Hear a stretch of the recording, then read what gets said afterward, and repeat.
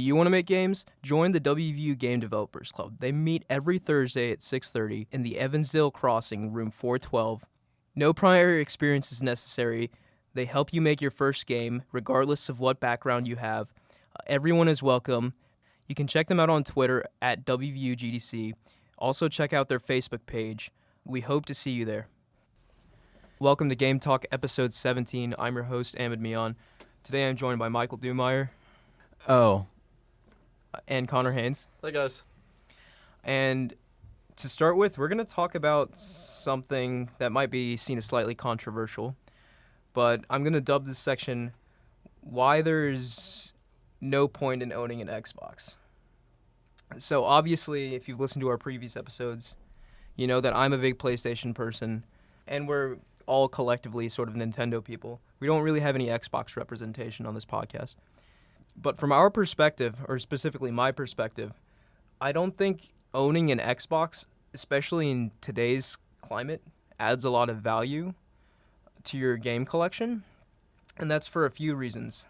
And the first and foremost and most important reason is that Microsoft has opted to share all their exclusives, all of their Xbox exclusives with PC. And in my opinion, that totally hurts the viability of Xbox One as a console you need to have, because the PC is more versatile and can play more games, and if you can play all your Xbox One exclusives on there too, you'll save yourself $300 by not having to buy the box itself. I don't think I understand your argument there, though, because, yeah, you don't need an Xbox in that space, but when you buy a PC, Microsoft is still making money there, because you still have to have Windows. Right, but I'm not talking about Microsoft. Like, what's the point in buying an Xbox, though? I suppose so. You're right. So, because your PC can play all those Xbox exclusives and the PC exclusives and any third-party games. Right. So, granted, okay, the caveat is you don't have a PC on the level, like your graphics card and your processor aren't on the level of an Xbox One. But especially in 2018, an Xbox One level PC is not that expensive to build.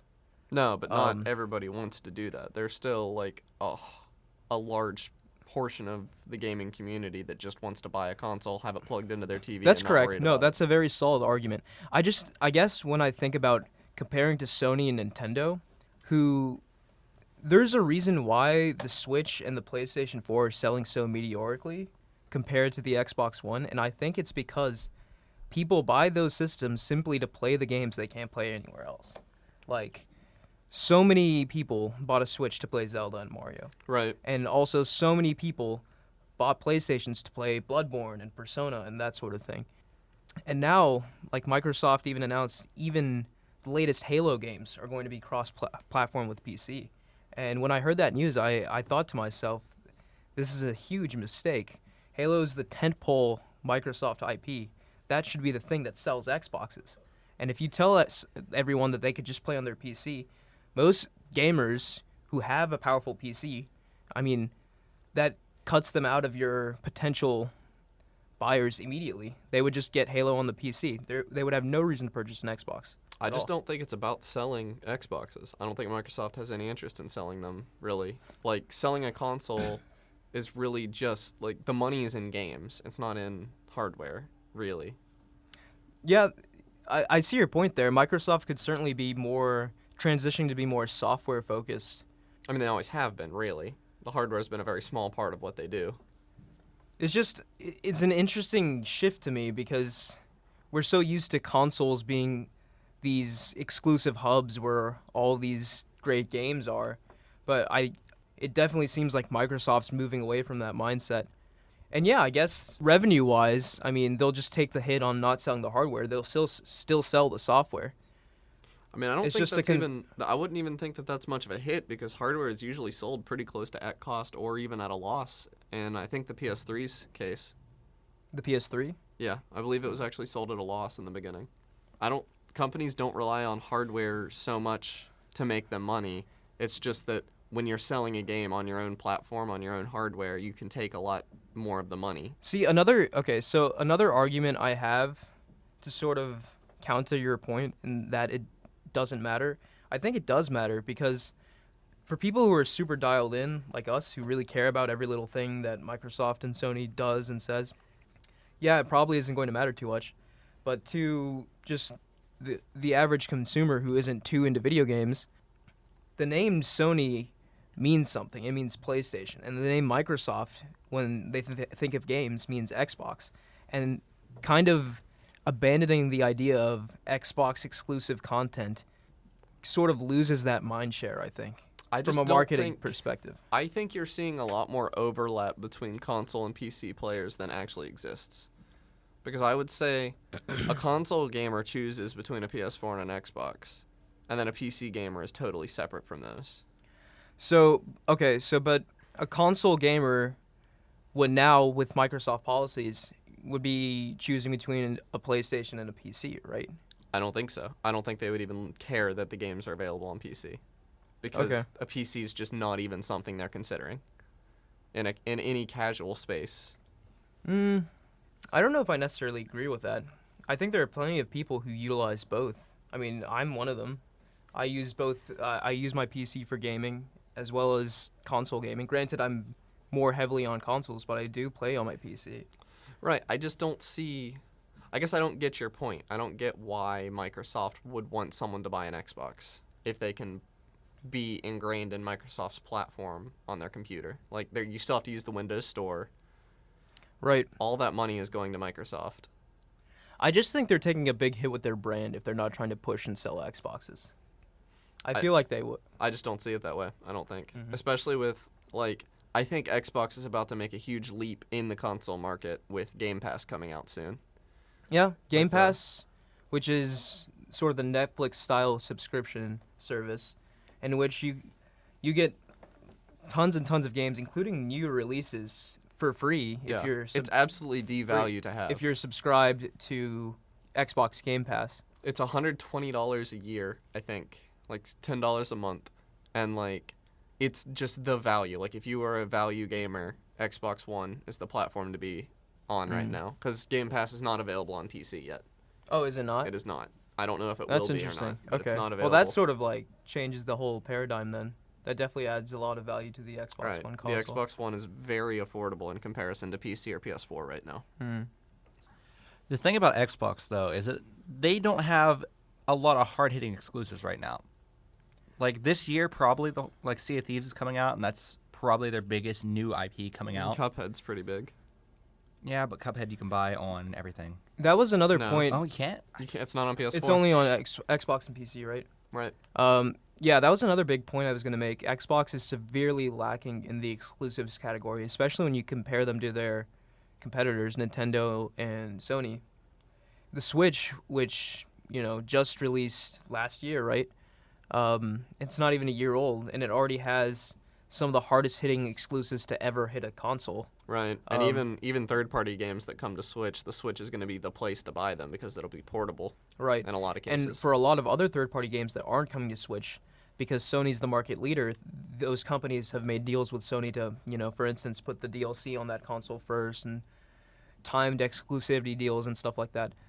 In terms of unique games, I definitely say Microsoft is at a disadvantage because of A, lack of a breadth of first-party exclusives, and B, not having the advantage when it comes to third-party deals.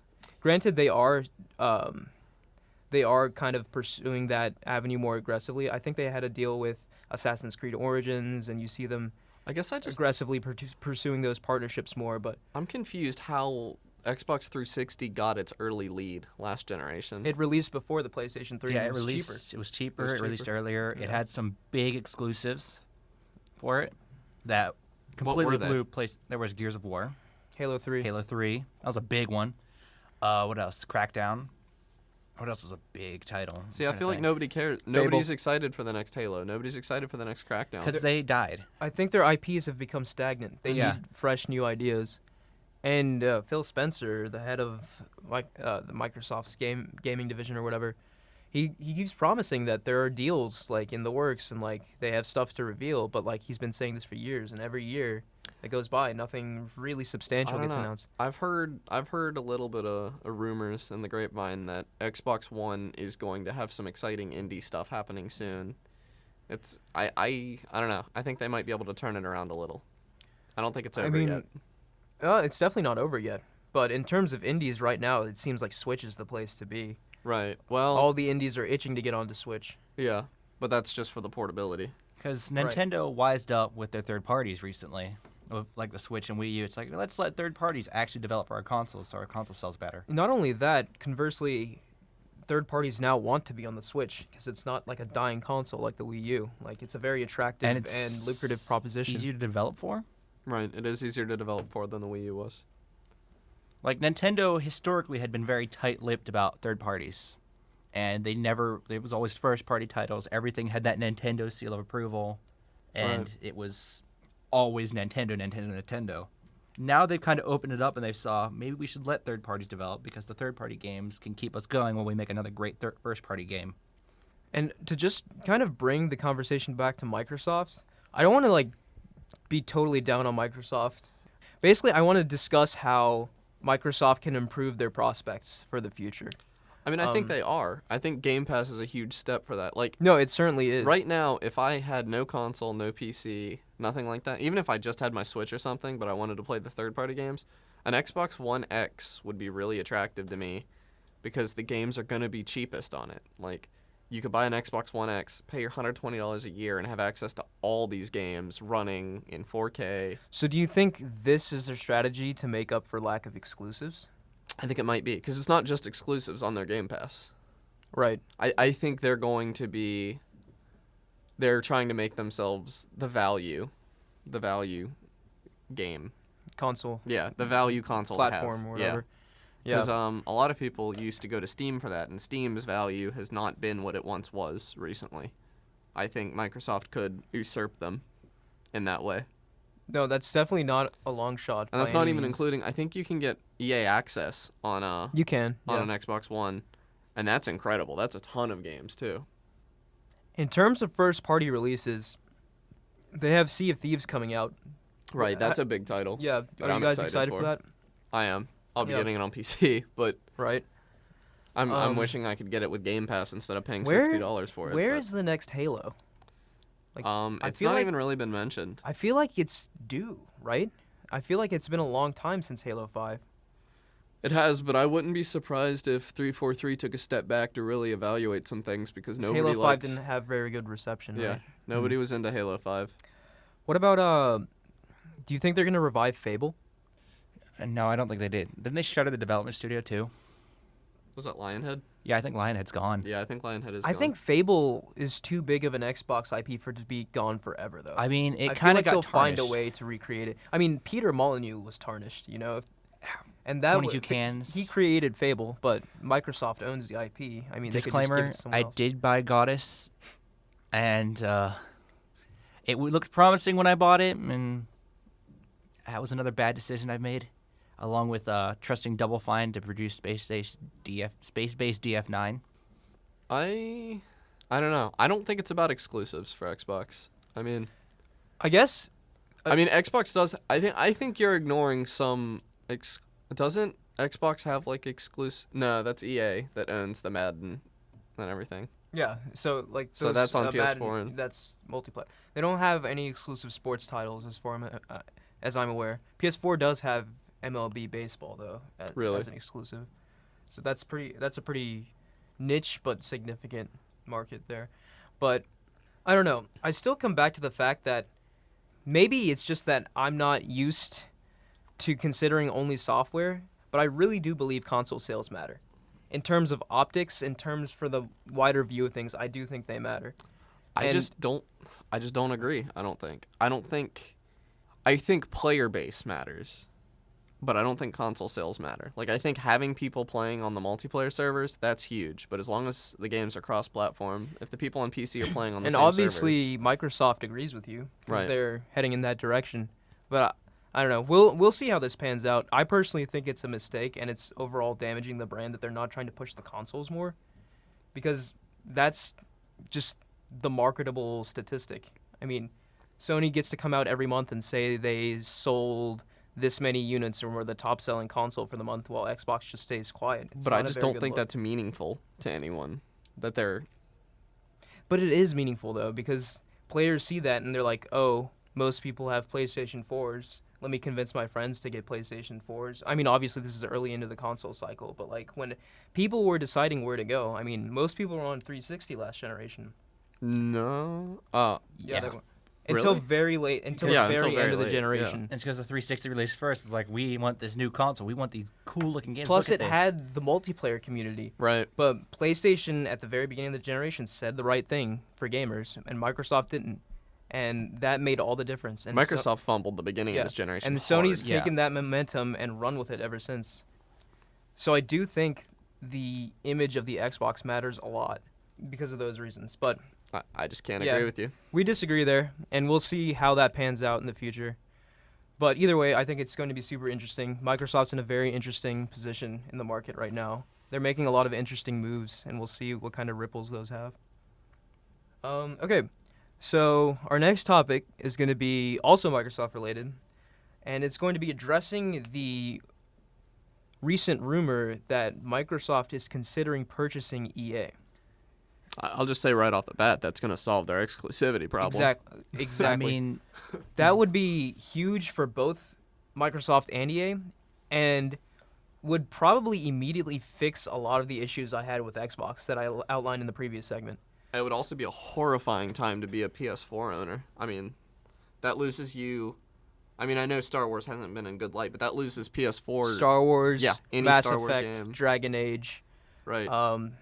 Those are just the three biggest ones I can All think sports games. Like Madden, like. of. I don't know if... Okay, so realistically, if I was in charge of Microsoft, I don't know if I'd make the sports games exclusives. I would just try to get those on as many platforms as possible, just because I don't know. those are going to sell everywhere. I mean, we'll have to see. I mean, Yeah. I guess they still sell Minecraft on PS4. Yeah. And I mean- and again, that's an intelligent business decision because Minecraft's like what, the second or third biggest game of all time at this point. Right. So they just want to sell it. But yeah, like if they get EA and then make, Mass Effect exclusive, Dragon Age exclusive, Star Wars, the biggest one I think, exclusive, then that immediately puts them back in the game in a big way. Right. I I mean, think- I would immediately say, like, at that point, your argument that the PS4 has better exclusives is probably invalid because EA makes a lot of good games. I would still think even if they got all of those, PS4 would definitely have better exclusives, but that's just my opinion. There's lots of different IPs on the PS4, but that's besides the point. I've heard the figure being floated out there was somewhere around like $40 billion It's to a buy lot of EA, dollars. which is just like How much wild. was it that Microsoft bought Minecraft for? $2 billion? Yeah. It was much less than that. See, you see, that seems crazy to me because I feel like Minecraft alone is worth more than a lot of EA. I mean, Well, it probably is, but Notch being one person Yeah. saw the money and was just like, Yeah, sure. I mean, Notch doesn't have to do anything for the rest of his life, Mhm. and he can live lavishly. Notch wanted out anyway because he was kind of done with Minecraft. So he took the money and went off and did what he wanted to do. But $40 billion But for clearly, EA. I mean, is it a stretch to say Microsoft's easily already made that money back with Minecraft? I feel. Oh, like. yeah. It definitely Like- has. I mean, probably off merch alone. Yeah. So, that's another thing it reminds me of is the Disney Star Wars acquisition. They paid like I think $4 billion for Star Wars. Oh, yeah, they've I'm made just that like, back in one movie. You could have yeah. asked for 5 times that, and Disney probably would have given it to you. But, anyways, I don't know. I don't do multi-billion-dollar deals. These rumors were about last month, so we've heard nothing about it since. There were also rumors floating around that Microsoft might try buying Valve. I saw that as well. That would be insane. that would I think EA. the end of PC gaming. I think the EA one has the highest probability of being true, but regardless of what's true, the fact that this might not be true either, but it seems like Microsoft is looking to gobble up another big player in the game industry. Right. So again, this seems to be them shoring up their weaknesses. Game Pass first, and then like a powerful first-party lineup second. Yeah, I And agree that with would, you. I feel like those are the two weaknesses. Like, if Microsoft covers those, then, like, it's pretty much a deadlock at that point between the big three. Right.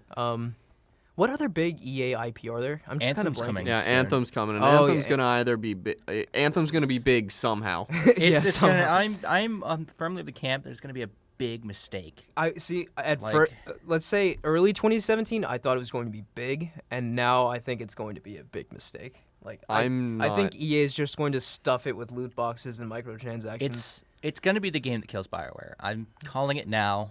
That'll be sad. Throw your heat at me. It's going to kill BioWare, and I'm going to cry. Yeah, that'll be a very sad day if that happens.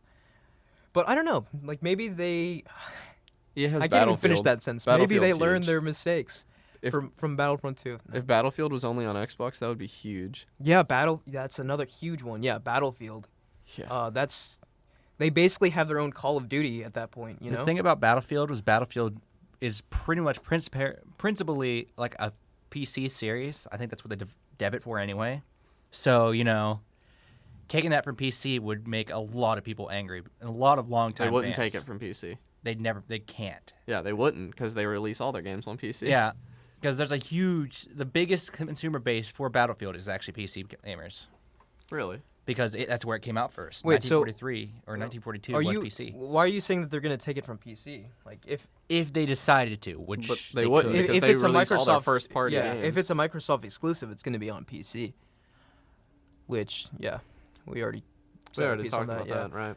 But yeah, so if this were to happen, what do you think would happen at the highest level of EA? Would they just be like, "You're out, and we're gonna put our own people in," or would they be like, I have to hope so. "Yeah"? Because I mean, EA has been EA, they've had their ups and downs, but recently they've just been doing some horrible stuff. Yeah, I agree with that. And I think if Microsoft were to acquire them, if they weren't going to install their own people at the executive level, they would have to be very strict and very, just monitor EA very closely because they can't let them be autonomous. They would just continue doing what they were going to do. Right, and that would just make Microsoft look bad. Yeah. I mean, we could start a whole new topic on how much games should cost, but Yeah. But the point of the matter is you don't want the Xbox to suddenly become the loot box console. yeah, that would just destroy Microsoft. Yeah, especially nowadays loot boxes are not in a very good light. People want to make you pay more for the game that normally used to. You bought the cartridge, you got the entire game, bugs and all. Now they fix that for you. In an alternate reality, EA buys Microsoft. When you buy an Xbox, you get either it's $300, you get an empty box, you get an Xbox One, or you get an Xbox One X. That's you really never know fun. I which. want it. And then sometimes you get a Darth Vader. Yeah, a pink Darth Vader. How many Xboxes would you have to buy before you got a One X? I'd say about $4,000 worth. Enough for a new Tesla for the EA executive. Our last topic is going to be difficulty in games. Now, obviously, in today's climate, when you mention difficult games, you think of, Dark Souls and Cuphead, and Or the Dark Souls of Dark Souls, right? the Neo, Dark Souls Neo of a little bit. You anything. think of. Well, Neo's not a popular IP, but difficulty in games has had a pretty. I mean, difficulty has been an integral part of gaming since its inception. The earliest games were notoriously difficult to a fault. Right. I mean, there And- was a reason for them to be notoriously difficult because back when rental stores existed, they had to make that game difficult so you couldn't beat it in a week. Also, I mean, like NES early games were They were short. fairly short. Yeah, and exactly. they used difficulty to pad out their length. Exactly, but as gaming became a bigger thing, obviously it was not everyone would tolerate starting the game over if you die 3 times or something like that. So as gaming became bigger, games also as a whole became easier. With now games having multiple difficulty modes as the standard, easy, normal, hard, and then like extreme or whatever. But a lot of games like Dark Souls, as I mentioned, are just intrinsically difficult, and there's no set difficulty modes. So I kind of guess I just kind of want to compare the two different difficulty paradigms and which ones you guys prefer. I'm gonna just go right off the bat and say I hate difficulty selection in games. I hate jumping into a game and the first thing you do is you have to select your difficulty, and I'm like, well, I'm pretty good at games. I guess I should pick hard, and then I start playing it, and I'm get like, stumped. I'm not even if I'm just getting stumped. Like if it takes me 20 minutes to kill a single person just because all they did was pad out their health, That's not fun. Like, that's and there's no way usually looking at these menus, like, there's no way to tell which one is the intended difficulty of the game and which ones are the, like, stupidly modified ones. You brought up a really good point. A lot of developers, to make things more quote-unquote difficult, they just make the enemies take more damage before dying. Right, or they just throw increase more the enemies damage in. of the enemy's attacks, or increase the number of enemies. Damage increases are fine, but when you make everyone a bullet sponge, that's where it gets wrong. That's not fun. Like, everyone dies as fast as you die, like, look at Hotline Miami, where you die as fast as the enemies. Right, that's fun. So It's a fun game. in an ideal world, obviously this would take way more development resources and time, but wouldn't it be better to have difficulty modes scale with, like, AI, you know? Like, have the AI be more intelligent, do more cunning stuff I just at don't higher know. difficulties? I just don't know that I like difficulty selection. I think when a game is made, there is a difficulty that is right for the Right. game, and anything above or beyond that hurts the game. So yeah, I see what you're saying, and Like, I like I Dark think, Souls is I the think I'd agree. classic example. I Like, think- an easy mode would be bad in Dark Souls. Yeah, I think I agree because but a hard mode would be even worse in Dark Souls. having these multiple difficulties, it sort of splinters the developer's vision for the game, Right. And you look at the game called, you look at Dark Souls, right? If it had different difficulties, it would not be Dark Souls. You know, Right. that totally defeats the entire point of Dark Souls. They made one game with a singular vision, and it's extremely hard. Right, but and that's can the you point. imagine putting a difficulty selection in Mario or Super Meat Boy or anything like it? Just doesn't make sense. But like, it's so common in like a first-person shooter, and I don't think it makes sense there either. So It's just what people I do. agree with you, but just to play devil's advocate, a lot of people don't have or don't want to put in the time that, you know, some other more hardcore players want to put in. And to them, like, these difficulty modes, like specifically the easier difficulties are like a godsend because they can get through the game without having to I agree sort with of that. invest the time that it would take otherwise. I think my point is that I need a default difficulty. Like, I need one that the developers say, like, this is the game, how we imagined it. Most games that have like a normal difficulty, would you not say that was No, I it? wouldn't. Not anymore. Maybe once upon a time normal was that, but like now you have 7 difficulty settings, and like hard is normal is easy is very easy. Do you have a specific game that comes to mind when you mention this? Wolfenstein. Wolfenstein? Wolfenstein or Halo. I heard Wolfenstein was notoriously hard, right? The old ones or the new one? The newest one. I don't know. I haven't played the newest Okay. one, but the one before the newest one I didn't think was very hard at all. Okay. I don't remember what game mode I played on. But like that's another example. Like when you select an easier game mode, they like put a binky in the player's mouth and like make fun of you for it. And I'm like, dude, I just Well, want I to play don't- your I game. don't- I don't think just wanna play everyone this does game that. I paid $60 for. I don't want you to make fun of me. Yeah, not that's being good at that's it. kind of in bad taste. And I definitely don't think most people do that. That's probably just a couple cheeky. That has been Companies. the history of id Software, honestly. Every Yeah. game they do has that. Well, id Software is not a very mainstream company, you know. Like, No. they're not making Call of Duty. Well, they are right now. Doom was pretty mainstream. Doom They were 2016. mainstream in the past, too. Yeah, that's a good point. Doom was pretty mainstream. Yeah, Mm. Well, I don't know. They're I not. would hardly They're not call it Activision, niche. you know. I Like, guess. But But Call of Duty does it too. I mean, Call of Duty has 5 or 6 game modes. they have like They're- recruit, regular, hardened, veteran, right? And now yeah. I think and they what, have one what do above any of veteran. those mean? Like, how hard is the game going to be? I have no idea. I think the one above veteran is like realistic and where you, take like one take bullet a couple and everything else bullets takes and you one just bullet. die. Yeah. Everything dies quick, which is, and a lot of games I've seen have put like for like a certain difficulty. This is the intended play experience for this game. Okay. I've seen that. I've in, seen in that a games bunch. too. I you just know? feel like that should be what the game defaults to, and then hidden somewhere in the options menu, you should be able to change your difficulty. That would be my ideal world, I think. I don't want it to be expected of me to make this decision immediately in the game. I see your point, but I think in order to appeal to the mainstream, that's never going to happen. You know, like a lot of people look forward, or not look forward, but like expect when they start up the game, like, okay, here are the difficulty modes. I'm just going to pick easy because I just want to, you know, kind of turn my brain off and play. I'm going to look at Mario Kart for an example, though, for my case. Mario Kart 8 Deluxe Mhm. has, by default, they have their assist mode turned on, or whatever it's called. Yeah. But if you get good at the game and you decide, like, hey, I don't want this, you go into the options and you turn it off. Like, if you're playing and you're not being challenged, you can ramp it up.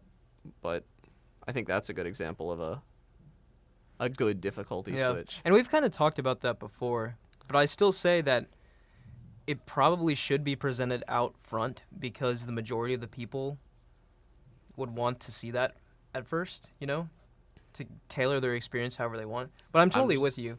I would prefer to have like the game just be the developer's vision, right? But I don't think that's intuitive to the optimal sales, so I don't think that's ever going to happen. Maybe. Michael, any other thoughts? Not really. I mean, some games I think Mass Effect 3 had a narrative mode where it's pretty hard, if not impossible, to die. There's maybe 2 or 3 sections that you can die, and those sections will kill you fast on any difficulty. Yeah, and speaking of narrative mode, Uncharted 4, and I think the remastered Uncharted's 1 through 3 have that too, where it's just, it's self-explanatory. It's just the narrative. I mean, enemies go down like tissue paper, and you're essentially invincible, so you're just playing for the story. And yeah, I mean, people like us aren't going to be interested in that, but, there might be really young kids playing or someone with not a lot of time who would use that option. Right, and that's just that's the new cheat code, more or less. In the past, little kids would use God mode and infinite ammo cheats or something to play through a game that they weren't, that they didn't have the skill to get through, and now it's easier. They can just pick narrative mode. Yeah. I agree with that inclusion in a narrative-based game. Okay, well, I think we've exhausted that topic. Yeah, I think so. So, as always, we're going to end by talking about games we've been playing or games we recommend. Connor, do you want to start? Sure. I'm going to talk about a platformer called Celeste. It doesn't do anything crazy, I don't think. It's just, it's pretty hard. I've been playing it on my Switch. It's actually based on a Pico 8 game that, I don't want to go into too much about what a Pico 8 is, but it's what's called a fantasy console, and if you're into programming or retro games, you might want to look into that.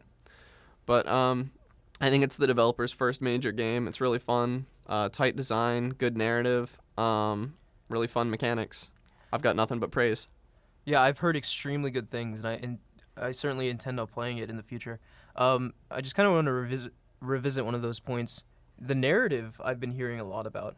Right. I haven't beat it yet, so don't spoil it for me. But I've not heard any spoilers. It's but just about this girl climbing a mountain. And I've heard it's very effective and emotional, and I think that's really impressive to pull off in a platformer, because I've also heard the level design informs the narrative in a perfect way, which is just really impressive to me. There's some very cool level design, there's a bunch of cool secrets to find and stuff, a bunch of collectibles throughout the world. There's actually, you can find the original Pico 8 game hidden in the game world. Right, I heard about that. Yeah, and I found that totally by accident and I played through the entire Pico 8 game. Very difficult game, right? Yeah, definitely. No easy mode? No, I don't believe so. Definitely not in the creator's vision. And it's available on... It's on Switch. It's on PC, I think. I don't know where else. I think it's available on everything, but I'd have to double check to be sure. But yeah, that's definitely on my to-do list. Definitely a good Switch game. Michael? So I've dove back into Fallout New Vegas recently. And oh man, was that game actually really good. It doesn't run well on Windows 10, actually, whatsoever. Really? I'm fighting crashes more often than not, and I have almost every single anti-crash mod installed. What does that say about a game that you have to have anti-crash mods installed? Well, sometimes they just prevent little crashes that every Bethesda game has. And both Fallouts are notoriously bad on PC for crashing. Fallout 3, since it was for games for Windows Live, you actually have to spoof Games for Windows Live to get Fallout 3 to launch. Really? Yes, you actually have to patch that out, or else it won't launch. Or it will launch and it'll crash if the game starts because, That's shameful. It's awful. New Vegas runs great. It ran great on Windows 7, ran great on Windows 8. You get it on Windows 10, and sometimes you'll hit a loading zone, and the game will start stuttering, and you better pray to whatever god you believe in because it might crash. It might take your PC with you. I have actually never played Fallout New Vegas, but I've heard, the story in that game and, the narrative and, the choices you make are the best in any Fallout game out so far. Obsidian really took it away with New Vegas. Every single choice that you make has some type of effect in the ending somewhere. you could choose to spare someone's life in a cave, and you might find them later in a camp. It's like, oh, hey, thank you for not killing me. You could have just shot me right there, but you didn't. See, I really like that sort of effect because it helps you believe you're in a living world, a living, breathing world. And a recent game that I can think of that did that really well is The Witcher 3. But I think it's really cool that Obsidian did that like years before. Like, And it seems like I don't know. I know Fallout New Vegas got a lot of praise, but I feel like it wasn't as popular as 3 or 4, and I feel like it should be. Fallout New Vegas also had a limited dev time of like I think a year or two, or less, because they wanted it out real quick. So it wasn't. It's not even a technically full game as the creators wanted it. Like the lead designer went out and released a mod for it a year later that has all the stuff that he wanted to be changed that he couldn't. But like New Vegas is one of those games where I accidentally killed a major quest NPC with a shotgun at point blank range, and it locked me out of an entire faction quest. Like the entire I love that. of the 4 factions I got locked out of right there, and I can't go to my house without fighting off robots. Wow. It's great. Just because I accidentally shot him. And it let me. It didn't just say, oh, this guy's essential, he can't die. He can die. That's a level of freedom that's kind of rare in today's games, but definitely appreciated. Yeah. All right, I'll go next. I have been playing Shadow of the Colossus for PlayStation 4. A lot of you may know Shadow of the Colossus originally released towards the end of the PlayStation 2's life cycle, and it was hailed by gamers and critics as one of the greatest games of all time. Just the narrative and the experience of playing that game has been revered throughout the years, and Blue Point Games essentially recreated Shadow of the Colossus from the ground up, like all of the code, all of the art, everything, for PlayStation 4. So it looks and runs like a PlayStation 4 game, and it is absolutely gorgeous. I've heard some. Well, I agree. The game, like, this is a game that I think deserves the attention it's getting right now, which is something it didn't necessarily get on the PS2 so much. It was more of a cult classic, yeah. But I've heard some people say that it plays kind of like a PS2 game. Like the controls are not as tight as you would want. They intentionally left the controls similar to the PlayStation 2 controls. They did make a few key changes to make it more tolerable. Yeah, the controls aren't 100% tight, but I think that's a design choice. Like you want to be, I think the developers want you to be struggling trying to climb these behemoths, and Yeah. and they even have like a mode in the game where you can completely revert back to the PS2 controls if you want like the full Really? nostalgic experience. Yeah, they even have like different filters in the game to make it look like the PlayStation 2 game if That's you wild. want to do that. And another very appreciated mode, they have like a resolution mode where it's 30 frames per second and then like 1440p if you have a PS4 Pro. And they have a frame rate mode where it's 60 frames per second locked. And just seeing like the Colossi move in 60 frames per second, they look like actual like beasts. Like their subtle movements, you can see all of them, and it's just, it's beautiful That's to awesome. behold. Yeah. I remember that game really being really beautiful from what I saw on PS2. So I'm glad But- we finally got a remaster. Just in case people might not know what this is about, I'm going to give a quick synopsis. So, you're a young man, you travel to this forbidden land with the body of your loved one. I think she's implied to be your wife. But basically, you come here because you hear in this land there's a way to bring her back to life. So you reach this temple, and you talk to what seems like a deity. And the deity speaks to you and tells you to slay these 16 colossi, these gigantic beasts, organic beasts made of like stone and greenery. The deity tells you to kill these 16 beasts, and your loved one will come back to life, albeit at a great personal cost. So that's the entire game. You just set out, your sword, and your horse, to find these 16 colossi and kill them. That's the whole game. Just constant. It's just finding the Colossus, killing it, and then moving on to the next one. And just the direction the story goes, as well as the experience of fighting the Colossi itself, is unlike any other game I've played. Each of these Colossus fights are exhilarating and terrifying, and there's a real sense of tension while fighting them. And it's a very special game that I highly recommend. Sounds good. I don't have a lot to say. Yeah. It's a super critically acclaimed game. It's one of those makes me wish I had a PS4 a little bit, but can't win them all. Well, yeah, I think that's going to do it for this week. Thanks for listening, and we'll catch you next time.